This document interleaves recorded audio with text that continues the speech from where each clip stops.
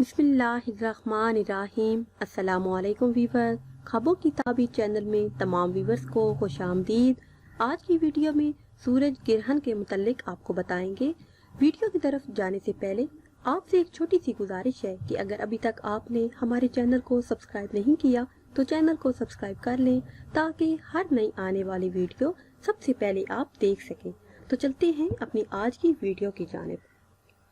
जब हुजूर सल्लल्लाहु अलैहि वसल्लम के बेटे इब्राहीम की वफात हुई तब हुजूर सल्लल्लाहु अलैहि वसल्लम ने फरमाया कि किसी की भी मौत को किसी गिरहन से तशबीह ना दो, क्योंकि इस वक्त रवायात बताती हैं कि सूरज गिरहन हुआ था और लोग ये कहते कि आप सल्लल्लाहु अलैहि वसल्लम के बेटे की वफात सूरज गिरहन की वजह से हुई।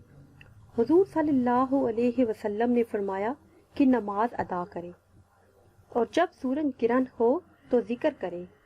इस साल भी ऐसा होने वाला है। 20 साल पहले ऐसा हुआ था।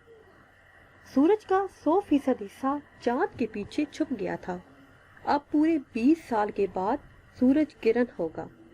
इसी तरह सुबह 7 बजे शुरू होगा और 1:15 बजे के करीब ढल जाएगा।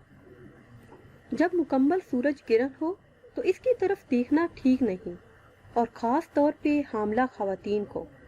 सूरज ग्रहण के वक्त वो अपने घर से बाहर ना निकले और ना इसकी तरफ देखें, ये इनके लिए ख़तरनाक साबित हो सकता है।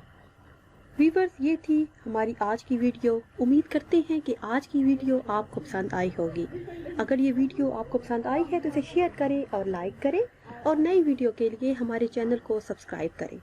दुआ में याद रखिएगा। अल्लाह हाफिज़।